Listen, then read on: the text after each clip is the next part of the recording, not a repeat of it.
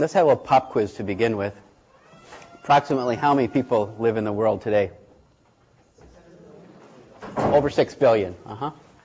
Of those, how many live on $2 a day or less? What'd you say? 2 billion. About 2 billion live on $2 a day or less. Right? How much is a good cup, a good latte from a large one from Starbucks? More than $2. Right. So, and then I'm not an economist by training, but I have learned what it means to be poor, to be really poor, to be in poverty. It means some very basic things. It means, number one, that you're always hungry. Have you ever been really hungry? Anybody here? I mean, opposed to saying, man, I'm starving. It's almost lunchtime. You're always hungry. You're a mother and you have 4 children. You have enough food to feed 2 of them. Which 2 are you going to feed? That's a good MBA question. How are you going to optimize that? Women in the group. Which 2 of your 4 children are you going to feed if you only have enough food for 2? The youngest? The smartest? The strongest? The boys? Okay. Who thinks they know what the right answer is? No, you don't feed just 2. You split it and you feed all 4 of them because you're always hungry. Right. You don't starve the other 2. So you're always hungry. You have inadequate shelter. When you have inadequate shelter and the rains come, which they almost always do, your shelter leaks. It may not be really cold out, but it might be depending on where you live. But it introduces all kinds of germs and bugs, and you get wet. You have inadequate clothing. You also have no savings because you have no money. So you're unable to have money saved up to buy medicine for when your babies and children invariably get sick. So then what happens to them? They can die from things that most of us would just take for granted. We'd run down to the store and just get something. Now you can see a doctor. And last but not least, and it took me a little while to figure this one out, is that your children typically aren't getting educated, even though education is available throughout the world. They're not getting educated for a couple very basic, simple reasons. One is that perhaps you weren't educated, so you don't value it. Second is that you have 3 or 4 or 5 kids, so the older kids have to take care of the younger kids while you do some type of menial labor. So they're your built-in babysitters. The third is school uniform. The schools are free, but the school uniform costs $5. This is a trick all around the world. You don't have $5. So for the lack of a $5 uniform, your children don't go to school, which is just an absolute tragedy. If your children go to school, if they can get 8 to 10 years of education, they will be able to read, do basic arithmetic, and have somewhat of a worldview. And the time-tested proof here is that they will refuse to have the life that you have. So a basic education breaks the multi-generational cycle of poverty. Pretty amazing, pretty simple. But also quite extraordinary is around the world, kids aren't getting educated, so they are relegated to repeat the cycle that their parents, grandparents, and so forth have been in. How did I get involved in this kind of work? Because when I was sitting where you were, I was typically sitting in the back row, eating and reading a daily. And I'm surprised none of you are reading a daily. I would always have one. Sitting in the front row in my section was a peer of mine named Steve Ballmer. Difference in personalities is that I'd be back there reading the daily and occasionally looking up in case something interesting might have been said. He'd be down here in the front row on the edge of his seat, getting ready to open every case with his arm out like this. I can just still see it in my mind's eye. And a very different approach to where our lives have gone. But I assumed when I was sitting where you were that I would be a captain of industry. It was a fait accompli. It was just a question of industry finding me, and then I would be anointed captain. And I had a fascinating business career.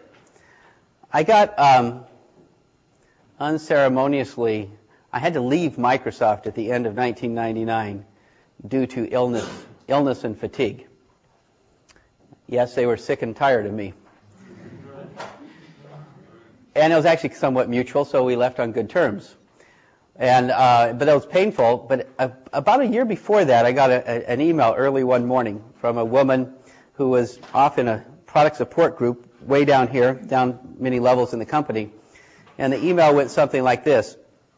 I've invited this man to Microsoft, and I told him if he came, I could get him to meet with executives. And he's here in my office right now, and I've blown it. I haven't arranged any meetings. No one will meet with him. Could you please meet with him today? And I didn't know who this employee was. She wasn't in a group that I managed or anything. So I got out my business card and looked at it quickly, and it said Vice President of Human Resources. And I believe that job title at Microsoft meant that I was the one person in the company paid to be nice.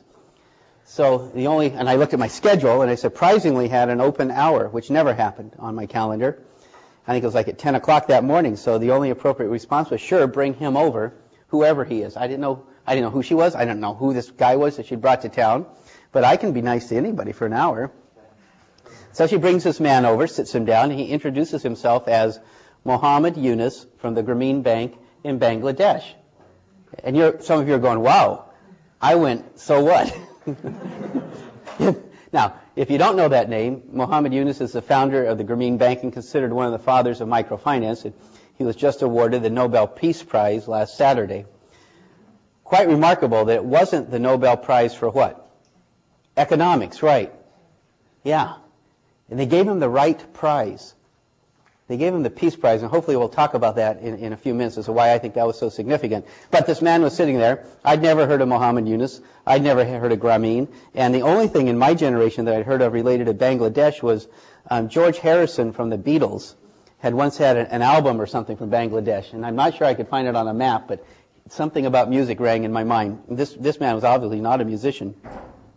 But he sits down and starts talking to me about what he's doing using basic tools of capitalism and free market economics to work with the poorest people on earth, not a handout, but an actual financial transaction. And then he went on to tell me, I thought that was intriguing, but then he went on to tell me something that I found fascinating because I have an engineering background as well as a business background, and that is that he was now in 40,000 villages in Bangladesh.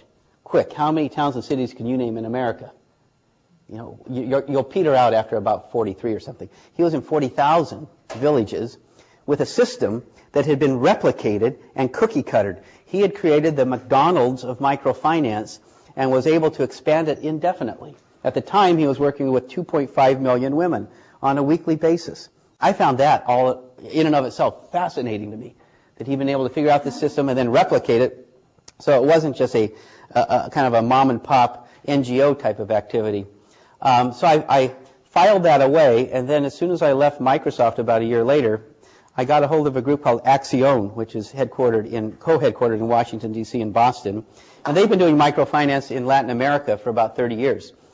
And I wanted to go see something. And Latin America is a lot closer than Bangladesh, so I asked them if I could go see one of their projects. And nobody ever calls a microfinance intermediary and saying, can I come and see something? So I didn't realize how unusual my phone call was. And they said, absolutely, let's go to Bolivia. Bolivia is one of the 2 or 3 countries where microfinance got started in the mid-'70s. If you were a country that had the letter B, you had a good chance of having microfinance in the mid-'70s. For real, it was Brazil, Bolivia, and Bangladesh. Not Botswana, I don't know why. They missed out. So we went to, this was in '99, we went down to La Paz, Bolivia, and saw a great organization called Banco Sol, which is one of the largest banks now in Bolivia, but it caters just to the poor. And it had transformed itself from being an NGO or nonprofit to a licensed financial institution, which was quite remarkable. And they were borrowing money from other banks and then relending it to the poor, and they had a profitable business going on. That was fascinating to watch that. I came home from that, and the phone rang again one day, and it was I actually got 2 phone calls from 2 people I'd never heard of before, both in Utah. And they said, we've heard you're interested in poverty stuff, and we're going to have a brainstorming session with a group of business leaders. Would you like to come and brainstorm with us? Because we want to do something. And the first time I got the phone call, I said, wow, that's weird. How did this guy know about me? I wrote down his name, but I didn't commit anything. The next day, I get a phone call from another guy who's going to be in the same meeting, not knowing that the first guy called me. Neither one of them knew me, but they'd heard of me for some reason, and he said the same thing. So I just thought, this is too weird. I have to go. And that's how I responded to it. So I went to this meeting. In the meeting, I happened to find a friend that I'd met 15 years ago who I'd become a lifetime friend with, who I hadn't seen for about 15 years. And he was in this meeting. He was from Connecticut. and he was one of the managing partners at Bain Capital. So I thought, this is too unusual that all these things are serendipitously happening. So we sat around and brainstormed for about 6 months and came up with the world's first online dating system for families who wanted to get involved in humanitarian work around the world. Had nothing to do with what we're doing today. And it was a really interesting idea. We created a very interesting website where, let's say, you individually or your family and your brothers and sisters and so forth, you go to the website and you filled out a profile, just like you want an online date. But this profile was, where do you want to do a project in the world? And you'd pick the country, and then the profile would ask you, what type of work do you want to do? Do you want to work in education, literacy, healthcare, HIV/AIDS, poverty alleviation, environment? You'd pick your topic issue. And then you'd indicate what you have to bring to the party. I have money, how much? I have expertise, what kind?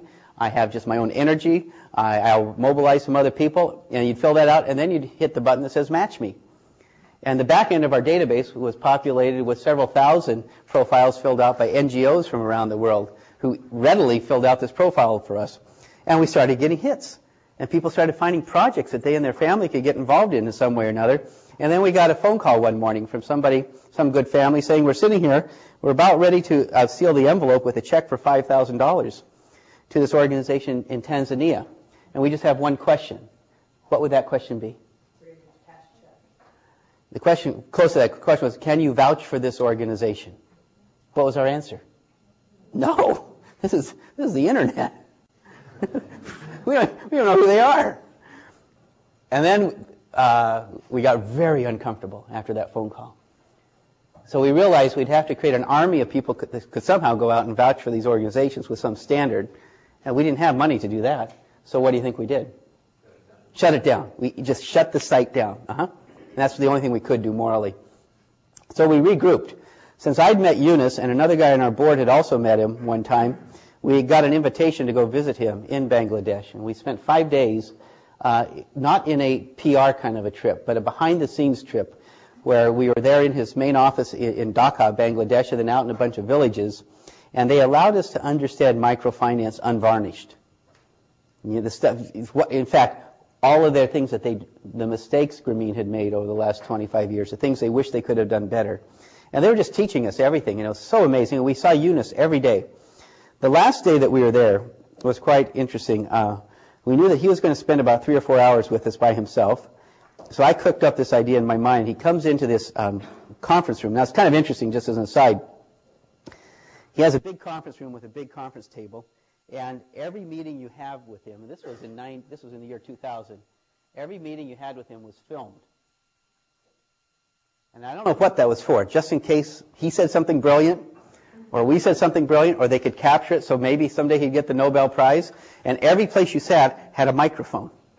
And this was in Bangladesh at a conference table. It was very unusual. So we're sitting there being filmed as we just had our regular meeting. But the meeting started out, and I said to Yunus, I said, I'd like you to play a role-play game with us today. And he kind of looked at me curiously, and he said, well, what do you want to do? And I said, well, I'd like you to take off your hat from running Grameen, and instead I'd like you to pretend that we represent a consortium from the World Bank, CGAP, the United Nations, a bunch of other groups like that, and we're here to hire you. And we want you to come to work for us in New York with an unlimited budget. And we want you to tell us what you would do based on what you've learned now from 25 years at Grameen. We want you to go worldwide with this work. We want to understand how you would set that up, how you would fund it, how you'd think about it. And I was amazed. I didn't know if he'd go along with this or not. It was just some wild idea I had. My friends with me on the trip had no idea what I was talking about. And he just took the bait, and it was fascinating. He says, all right, let's get going. And we all got out our notepads. And for the next 4 hours, he created a business plan for a worldwide organization that would accelerate the growth of microfinance around the world. It isn't quite what Unitas is doing, but it opened up a whole bunch of thinking for us, and it was absolutely fascinating. And his mind was like a traditional old-fashioned outline that you did in the 6th grade, where you started with Roman numeral 1, and then big A, big B, little a, and so forth. And we were just kind of ratcheting down, and each time we got through with a Roman numeral, I had to very quickly figure out what the next question to ask him was, because this was all being done real time. We got back from that meeting, and then I went to a conference in New York, sponsored by CGAP. CGAP is this wonderful organization. If you don't know them, make sure you find their website, cgap.com or org. Anybody know? I think it's .com. The consultative group for something against her to alleviate poverty. And they're a great kind of a think tank. And they had a conference. I went to the conference. I don't do well in conferences. I kind of have the attention span of a fruit fly. But I knew I had to hang through this one. And it was the last speaker. Her name was Elizabeth Littlefield. She still runs CGAP, a very knowledgeable woman about microfinance and poverty. And she was going through this set of PowerPoint slides. And she showed this large group of people going through these slides. And all of a sudden, she had this slide up on the screen. And it was a true aha moment. I call it the slide that changed my life. And it was a pie chart. I've seen lots of pie charts. This is a pie chart that showed the structure of the microfinance industry. It indicated at the time that there were about 3,000 active microfinance institutions in the world. A microfinance institution, or MFI, is a group formed for the purpose of making microfinance loans to men or women, collecting the loans and helping them move along in their lives. So the slide showed there were about 3,000 of them. Then it started dividing up the industry. It showed that 70% of those 3,000 were serving 2,500 clients or less. So picture in your mind a microfinance institution working with about 2,500 women, sometimes men or less. 70% of the industry is that size. So that's kind of small operations. When you think about 2 billion people living on $2 a day or less, and most microfinance organizations are these mom and pop groups serving 2,000 to 2,500 clients. But then it showed a smaller slice and the tiniest slice was 2% of the microfinance institutions in the world serve 100,000 clients or more. Now I looked at this slide and I said something's wrong, not with the slide, but with the structure of the industry. It's approximately a 25-year-old industry then. And what do you think I thought was wrong with the industry?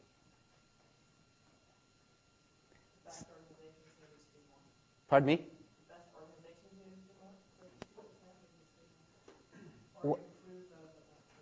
The structural problem I saw was that after 25, 30 years, if you're in an industry where your service works, there should be a larger number of large players. Now, if that little wedge that said that 2% of the institutions, if that had been 0% had gotten big, then I wouldn't have had a problem with the slide, because it would indicate that for some reason, these kinds of organizations can only become medium-sized at best, and that's kind of it. But some of these had gotten really big. Grameen was working with 2.5 million women. BRAC, 3 million. ASHA, 3 million. Comportamos, 300,000 at the time. And it showed me that you could scale this industry. But it isn't scaling. That's what got me all excited. Something's broken in this industry. Groups are going out trying to deliver this great poverty alleviation tool to poor women, and they're stuck small. There must be artificial impediments that are stopping groups from getting big. And that became an incredibly challenging idea to me. And I had this privilege of working at both Apple and Microsoft, where you did nothing but think big and think outside the lines. And the idea of growing 40% a year in terms of headcount, profits, revenue, etc., every year was just the way you did business. It didn't seem to be unusually fast. You got used to that, and you could do it in a controlled way. So I thought, my goodness, hasn't anyone ever looked at this slide before? Yeah, I think a lot of people had, but not with the business point of view and the experiences that I had. So I went back to this board of this online dating, now defunct online humanitarian dating service, and said, look, I'm willing to step up to be chairman of what we called Unitas, but I'm going to move it. It was located in Utah. I will move it to Seattle, where I live, and I'll put in $1 million a year of my own money so that we can start hiring some brilliant people and put together some very good marketing collateral and become the world's first microfinance accelerator. And the board thought that sounded good, but they had one question. The question was, what's a microfinance accelerator? No one. And that was a term that came to me as I studied this situation. The idea was, let's create a specialized organization, unlike any group that's out there, that will go after these structural issues in this industry and see if we can't figure out what they are and unlock them. And then demonstrate, we'll do it for a group of microfinance institutions that we'll partner with, but we'll demonstrate to the industry that this can be done repetitively and easily, and there's no secret sauce. If you can find the right kind of microfinance group You can unlock these constraints for growth. Let's go do it. Then the phone rang again. And because I didn't want to run this myself, I was kind of done with the running thing part of my life. And a friend said, a different friend who wasn't involved, he said, hey, I heard that you've done this Unitas thing, and a young man that I know has just graduated from Harvard's Kennedy School with a master's degree in international development, and he spent, in between his undergraduate and graduate years, he was down in Chiapas, Mexico, creating his own microfinance organization. He might be perfect for you. Huh. Wow. Wasn't that an amazing phone call? So I go interview this guy who's just graduating named Jeff Davis, and it was like he walked out of central casting for this job. He felt like he'd been called to this job. So I hired him on the spot, and Jeff's now our president and CEO and doing a wonderful job. Jeff had the academic background to understand more about the economics of poverty, and I just had kind of the gut feel for it. And together we studied the industry, and we identified two major constraints that prevent MFIs from growing. And now, you don't have to be a brain surgeon, but it took a little while to figure this out. The first is, the reason most MFIs are stuck small is that they don't have the internal capacity, and the for-profit term would be infrastructure skills, to know how to get big. They just don't know how to do it. You start out with a really good person, oftentimes homegrown in their country, like Ecuador, and they learn about microfinance some way or another, and they go and raise some money. Maybe they come up to America, and they talk to some church groups or some social groups or some friends of family or whatever, and they raise, I don't know, $200,000. That would be a ton of money to raise. It really would in this line of work. You go back to Ecuador, you say, let's give on average starting loans of $100. Okay?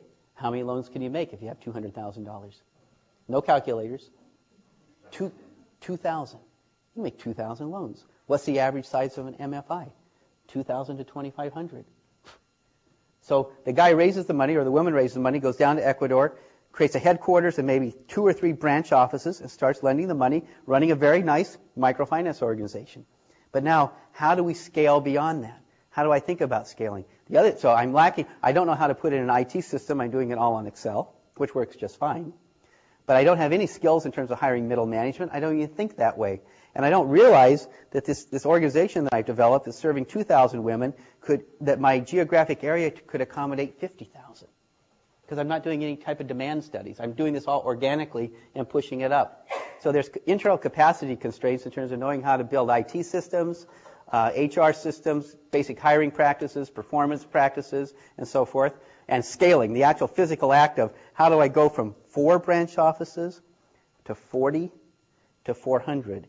And that's an interesting way to think about scaling, because you've got to create branch offices. And there's an order of magnitude in increase in complexity as you go from 4 to 40 to 400 to 4,000 to Eunice at 40,000 when I met him. You also need, second constraint, money. Where do I get money? You go over to the local bank, you're an NGO, and you say, hey, look, I'm lending to 2,000 women here, and I raised $200,000. Would you give me a line of credit for another $200,000? Well, the bank says, let's see your income statement, your balance sheet. And the bank just laughs at them. So you're a nonprofit, you have no equity, you have all of your loans are unsecured, and you're tiny. No way, I can't do that.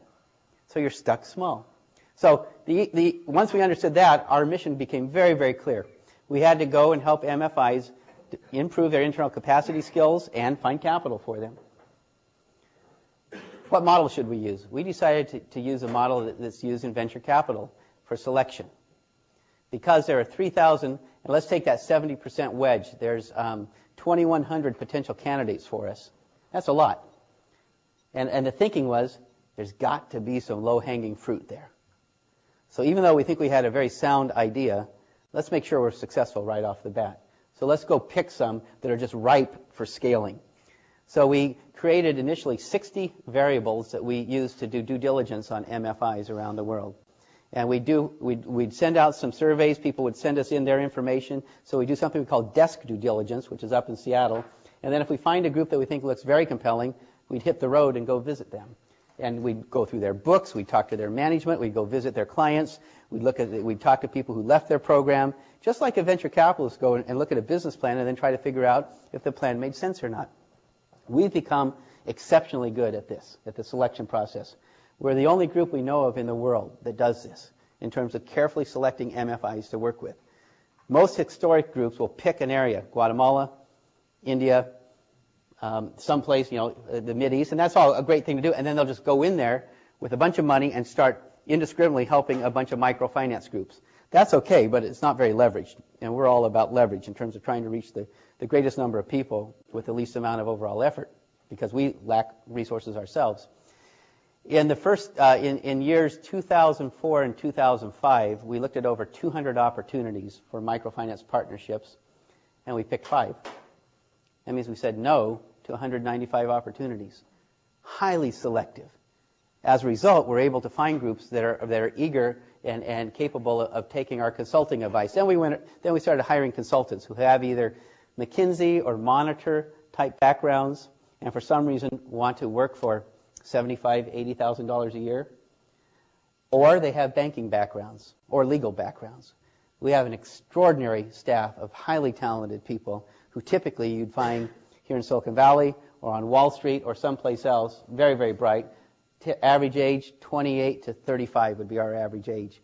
And we have now a staff of about 35 people, 25 up in Seattle and 10 in India. And I'll talk about that for a moment. So we started going around and finding groups to work with, and we found that our ideas made a ton of sense. We found that it was more complex. We found that there's no such thing as a cookie-cutter MFI, and that we have to be pretty fast on our feet, and we also have to create great relationships with the CEO and the senior management team. We don't take over these organizations. If this was a car, we sit in the back seat of the car, and we let the CEO drive the car, and his staff sit in the front seat. But we do get a big roll of duct tape out, and we duct tape the CEO's foot to the gas pedal. Intentionally. And we say, let's see how fast we can help you grow. The first thing we do is we say, let's see what your business plan looks like for the next few years. And they all have plans. These are business-oriented people generally, in some way or another. And they might have a growth curve that looks like this. They're at 2,000 or 3,000 or 4,000 clients, and they're planning on growing, but maybe up to 12,000 clients in 5 years. And here's the first exercise we do. We put our finger on the pivot point here, and we just go, and we just tip it up. We say, how about 90,000 instead of 12,000? And they just gasp. And we say, well, we look at your surrounding area, and we know you can easily accommodate that. And then we say, what would it take? Then it becomes really fun. Because they've never been allowed to think this way, because they've always been so constrained by resources that they could never think big like this. And then marvelous things happen. Usually what happens is, by the time we get done with 3 or 4 years, from the 12,000 to what we guessed, 90,000, they're like up here. They outstrip us completely. I just got back from Calcutta, where I spent last week with a group of potential donors. We have 7 partners now in India, which is the best place in the world right now to be doing this kind of work. And we just kind of lucked into that. We have this partner named Bandhan, B-A-N-D-H-A-N, bandhanmf.com if you want to go to their website, run by a remarkable man named Mr. Ghosh, who'd spent 14 years in Bangladesh learning about microfinance. So he's about my age, came back to his home area of Calcutta and started this up 4.5 years ago with 0 clients. He now has, after really 4 years of doing this, 300,000 clients in the slums and in the surrounding rural villages of Calcutta. He's adding 30,000 new clients per month. We don't know of any organization in the world that's growing as rapidly in terms of adding such a high percentage to his current installed base as he is. Currently, he has 909 employees, full-time employees. This is not a mom-and-pop operation. He has a business plan, and he has a rigor, very much like what Eunice had when I met him, of being able to scale this to reach 4 million women by the year 2010, at which time he'll have 12,000 employees.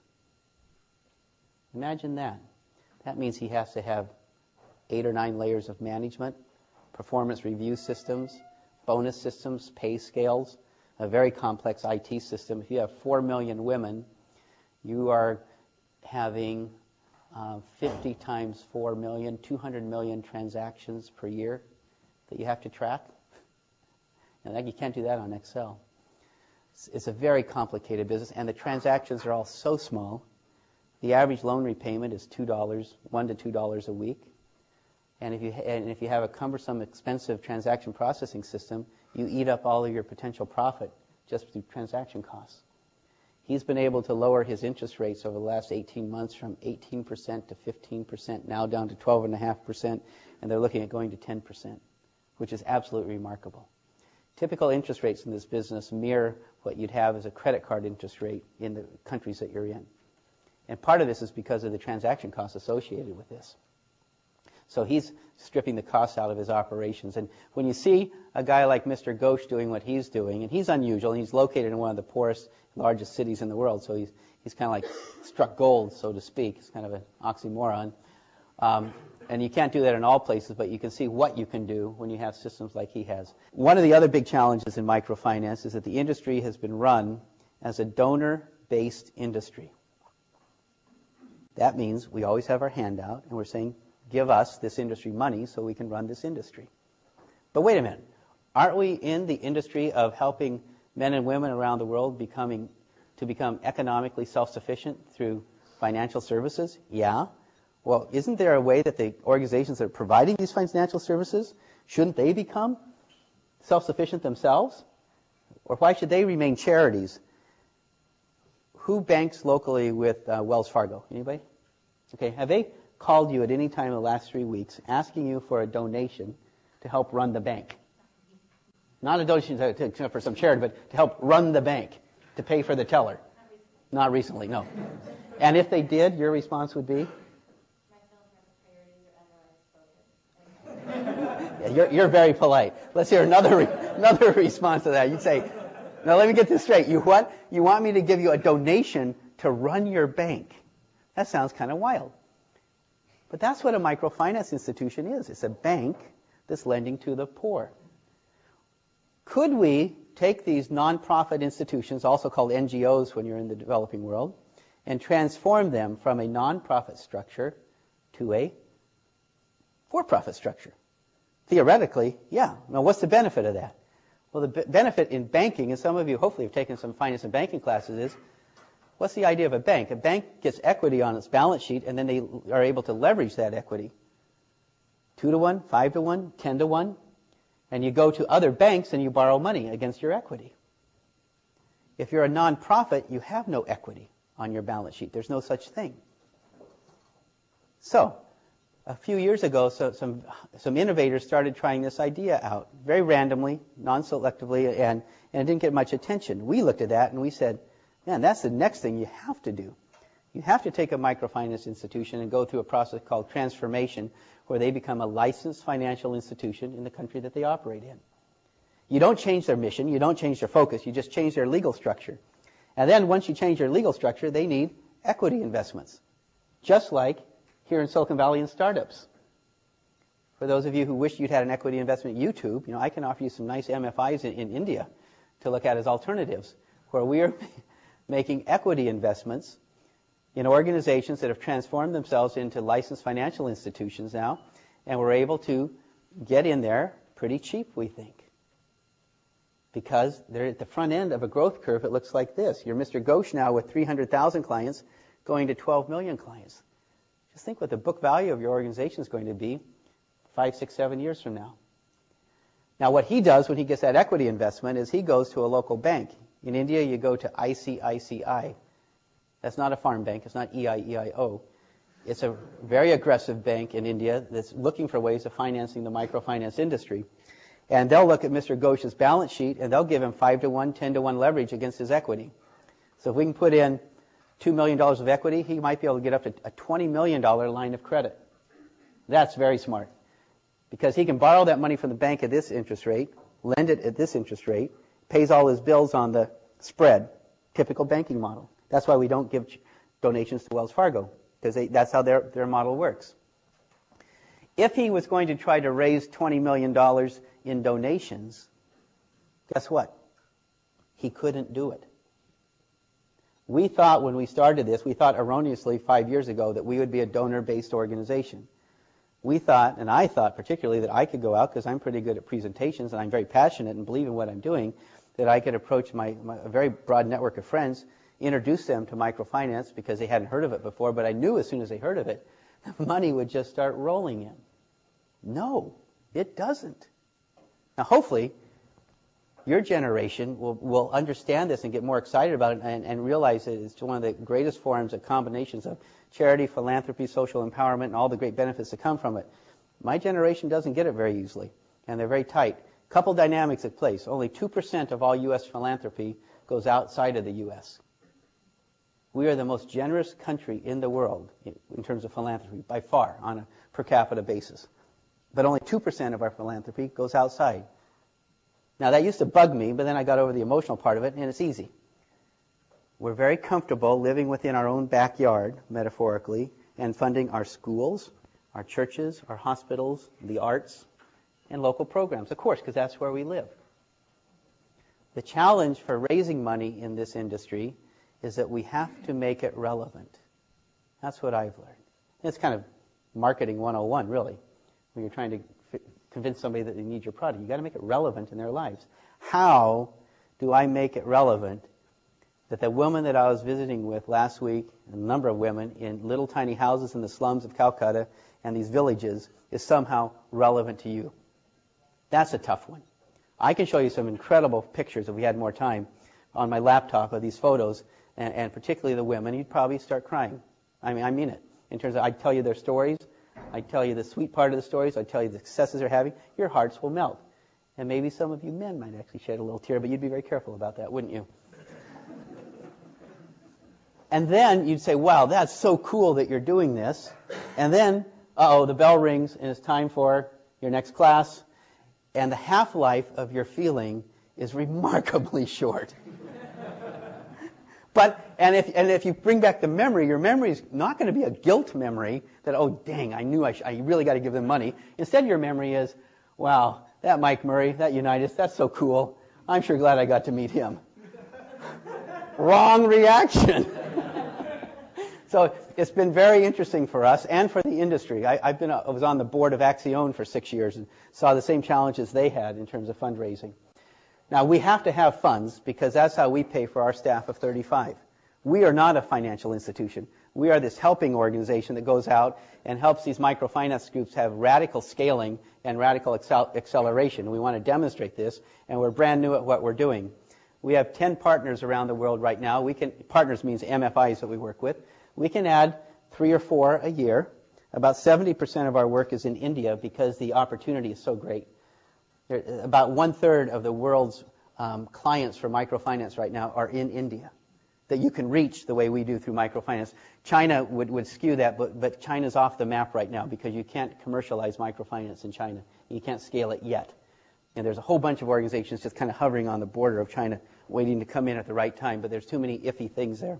So India represents a huge opportunity. The density of poverty is tremendous. There's some very well-run smaller organizations, and we didn't know that until we got over there about 3 years ago and did our first partnership. And we just thought, oh my goodness, this is like putting a knife through soft butter. And we set up a shop, and we now have the largest network of microfinance groups in India of anybody. Kind of interesting. We never knew that would happen to us. But our way that we fund ourselves is purely through donations. And it's interesting, we get, 5 or 6 a day off from our website where random people read about us. We don't know who they are, and they send in $25, and we love that. And I'd love to make that, 100 a day that way. We also have gotten some great help from Pierre Omidyar, the founder of eBay. Pierre is a very rabid, and I wish it was infected, but a rabid free market guy who loves the idea of free market economics as a way of solving a lot of the world's problems. So he's provided us with a large amount of operational funding. My family foundation does. Our board does. And then there's a lot of people who give $100, $1,000, $10,000, and you're just constantly working on it. We are capacity constrained as an organization. We have 10 partners now. We could easily have 30 partners around the world.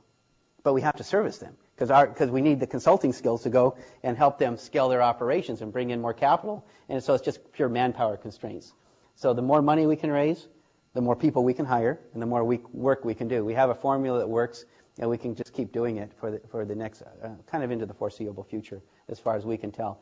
At some point in time, it would be wonderful to close down Unitas. Why? So I can golf more? What would be the end game here? What's the exit strategy? Pardon? The MFIs do it themselves anyway. Yes, they start scaling themselves, but how are they going to then find the capital? What about the commercial markets? Yes, and that's happening. And over the last 24 months, there's been almost a tipping point. We're almost ready to say that, where I don't know, there's 5 or 6 large banks in the world that are creating initiatives, aggressive initiatives to get into microfinance. And that's very exciting. They are seeing that this is a legitimate asset class.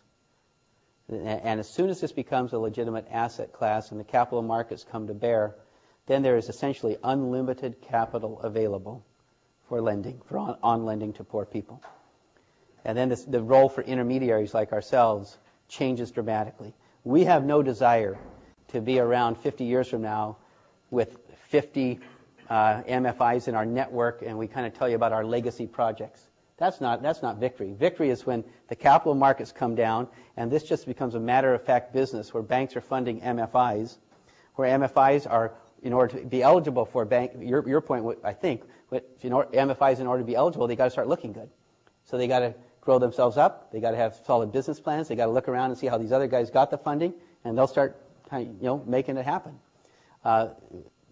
There's 3 or 4 good IT in this industry. It's interesting. Your accounting system is called an MIS system, which is a term from way, way, way back, but that's held on in the microfinance industry. So you need a really good MIS system, but there's 2 or 3 software companies that are creating large standardized products in that realm.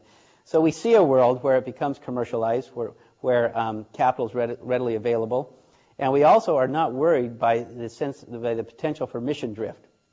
The critics will say, once the capital markets come to bear and this becomes an overly commercialized market, all the MFIs are going to move up market. Why give out 1,000 $100 loans and all the hassle it is of servicing those, where you could give out one $100,000 loan or one $1 million loan? Well, the reason is that this is your competence. This is what you're really good at, and you can make money doing it. You can help the poor, and you can also, by properly taking care of your spread here from the money going in, money going out, you can make money. You can pay your salaries, and you can have a nice return. We launched the Unitas Equity Fund in January. Unitas is a nonprofit institution, but we created a for-profit organization called the Unitas Equity Fund, licensed in the Cayman Islands. And no, it's actually legitimate.